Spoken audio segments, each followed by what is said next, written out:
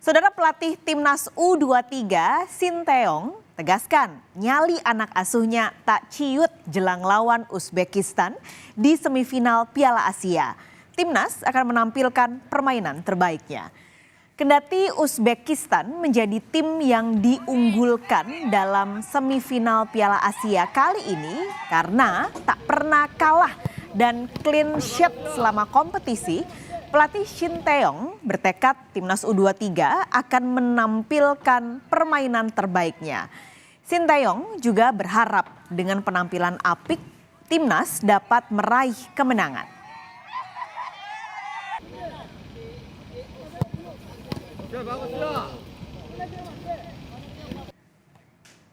자기까지 가면서 이겨서 지금 선수들은 상당히 자신감이 붙어 있고요. 우즈벡 경기를 요 앞전 사우디랑 하는 경기를 직접 가서 눈을 보면서 상당히 좋은 팀이다. 그리고 연령대 대표를 거치면서 원래 우즈벡이 좋은 팀이다 보니까 그런 경기나 모든 면에서 험잡을 데 없이 잘해줬던 경기였고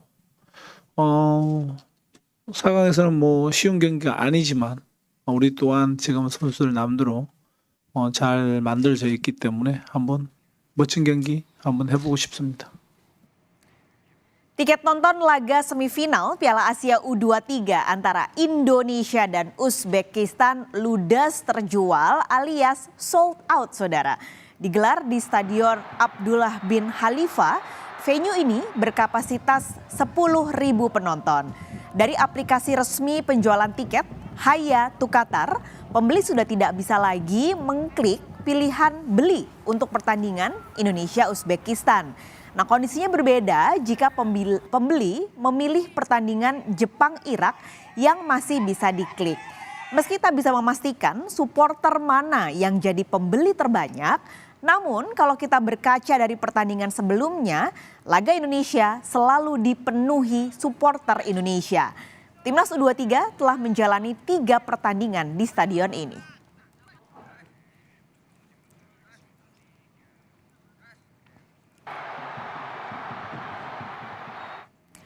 Indonesia sebenarnya bisa dibilang jadi kuda hitam di Piala Asia Qatar tahun ini, saudara. Sama sekali nggak diunggulin, kini Indonesia bisa masuk ke 4 negara yang akan bersaing di semifinal Piala Asia. Wajar ketika Indonesia tidak diunggulkan karena dari sisi peringkat FIFA misalnya, Indonesia termasuk nomor bontot banget di antara negara-negara lain yang bertanding. Kita akan lihat datanya mulai dari peringkat FIFA yang sebelah sini, saudara. Ada 4 negara yang akhirnya masuk ke Piala Asia semifinal, yaitu Jepang, Irak, Uzbekistan, dan Indonesia. Anda lihat peringkat FIFA per April 2024, Indonesia jauh banget dibandingkan dengan negara-negara lawannya di semifinal. Jepang ada di paling tinggi nomor 18, Irak di 58, Uzbekistan 64, dan Indonesia sendiri saat ini di peringkat 134. Nah, peringkat FIFA ini, saudara, merupakan metode yang dihitung dengan metode yang ditentukan oleh FIFA, yang merupakan badan pengatur sepak bola dunia untuk 211 anggotanya. Ini diperkenalkan sejak Desember 92. Jadi penghitungannya sebenarnya cukup rumit. Jadi ada pertandingan selama 1 tahun, ini dilihat mana yang seri, mana yang menang, mana yang kalah, dan juga ada perhitungan seberapa penting pertandingannya. Nah, metode yang sudah dipakai dari tahun 92 ini sekarang lagi banyak dapat kritik oleh penggemar bola karena sebenarnya katanya udah nggak relevan lagi pertandingannya atau penghitungannya. Jadi FIFA sekarang lagi menggodok perubahan metode penghitungan peringkat. Ini untuk peringkat FIFA. Kita geser, ada satu lagi data yang dilihat dari valuasi tim. Kalau dilihat dari valuasi tim, Jepang masih menduduki nomor 1 dari 4 negara yang masuk semifinal Piala Asia. 3,9 triliun rupiah. Ini kami hitung semuanya dengan rupiah, saudara.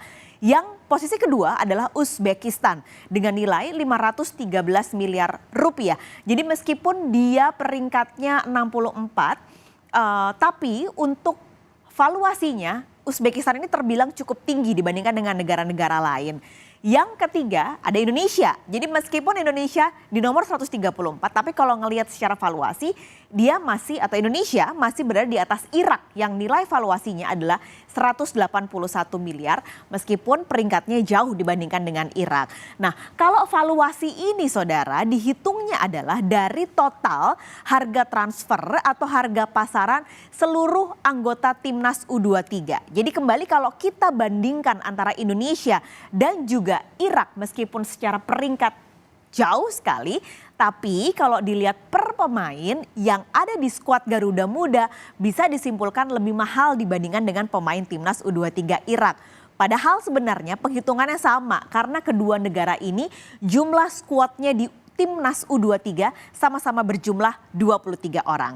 Lalu siapa pemain dengan valuasi tertinggi di tim U23? Kita lihat ya dari, saya kembar nih sama-sama pakai baju merah. Oke, kita geser dulu ke yang nomor 1, ada Rizky Ridho dengan valuasi dan termahal saat ini yaitu pemain bek tengah Rizky Ridho yang saat ini tergabung dalam klub Persija Jakarta, nilainya 6,95 miliar rupiah. Nomor 2 ada bek kiri dari tim U23 Nathan Choa Aon dari tim Heerenveen dengan nilai pasarnya adalah 6,08 miliar rupiah. Ini posisi kedua. Nah, posisi ketiga ada gelandang tengah Ivar Jenner, nilainya adalah 5,21 miliar rupiah. Saat ini Ivar Jenner memperkuat tim Utrecht 21.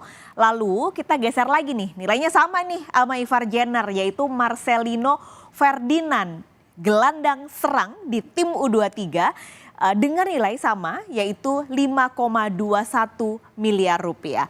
Selanjutnya ada yang nilainya sama juga yaitu di posisi 5 dan juga 6 ada Bagas Kava dan juga Ramadan Sananta yang nilai pasarnya saudara sama-sama 4,78 miliar rupiah.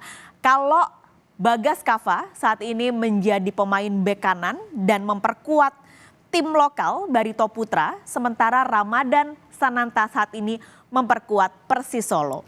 Kalau kita lihat dari 6 pemain yang saat ini menjadi 6 pemain termahal di tim U23, ini imbang ya antara ada 3 pemain yang memang memperkuat tim lokal Indonesia, tapi ada juga 3 pemain yang saat ini memperkuat skuad asing. Artinya kalau kita lihat secara 6 besar saja harusnya bisa dibilang kalau pemain lokal Indonesia ini nggak kalah dengan mereka yang berlaga di tim asing.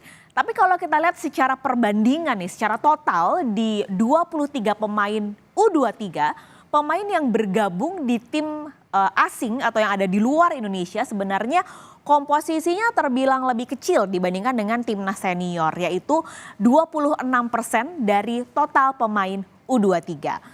Kalau kita bicara soal pemain, soal Indonesia masuk semifinal Piala Asia, yang nggak boleh dilupakan adalah yang juga nggak bisa kita lepaskan, ini pelatihnya, yaitu yang saat ini memegang timnas, Sinteyong, yang ternyata Indonesia cuman punya 2 pelatih saja saudara yang berhasil bertahan di atas 5 tahun melatih timnas secara berturut-turut dalam 5 tahun.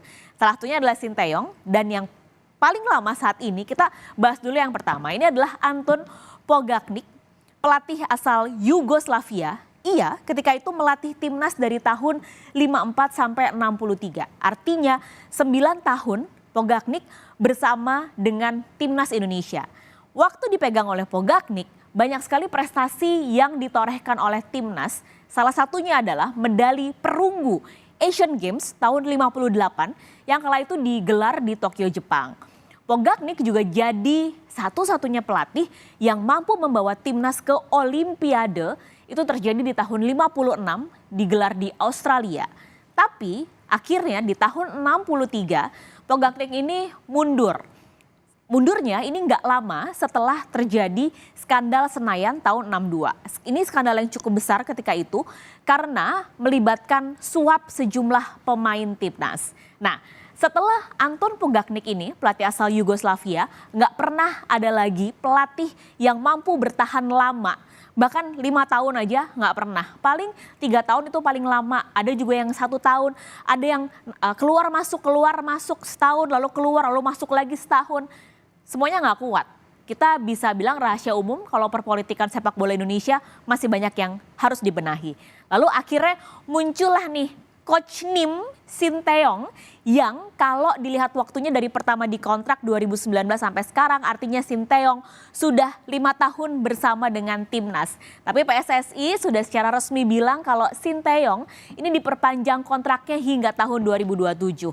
Artinya kalau lancar saudara maka Sinteyong akan melatih timnas selama 8 tahun. Dan nanti kalau Indonesia berhasil lolos ke Olimpiade artinya ini juga jadi bukti kalau pelatih yang bertahan lama dan ada rencana jangka panjang dengan timnas akan jauh lebih efektif untuk membentuk timnas menjadi tim yang lebih solid dan juga kuat. Lalu apa saja yang akan jadi hadiah Piala Asia tahun ini saudara? Pertama, yang sudah pasti nggak bisa dinilai dengan uang adalah kita lihat tiket Olimpiade Paris 2024. Kalau Indonesia berhasil, maka Indonesia akan jadi satu-satunya wakil Asia Tenggara yang akan berlaga di kancah Olimpiade. Indonesia sendiri sebenarnya tercatat di Piala Asia ini sudah 5 kali berpartisipasi sejak pertama kali digelar tahun 2013. Lalu saudara, hadiah kedua adalah trofi asli dari Piala Asia. Tapi ini sifatnya hanya dipinjamkan saja, nanti akan dikembalikan dan tukar dengan trofi replika.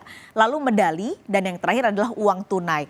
Tapi besaran soal uang tunai ini belum secara resmi diumumkan oleh pihak AFC. Tapi kalau kita lihat dari 2023 Piala Asia, tim yang kalah di semifinal ini mendapat $1 juta, lalu runner up $3 juta, sementara pemenang mendapat $5 juta. Tapi sekali lagi uang pasti nggak penting saat ini, kita berdoa bersama-sama tiket Olimpiade bisa dipegang oleh Indonesia.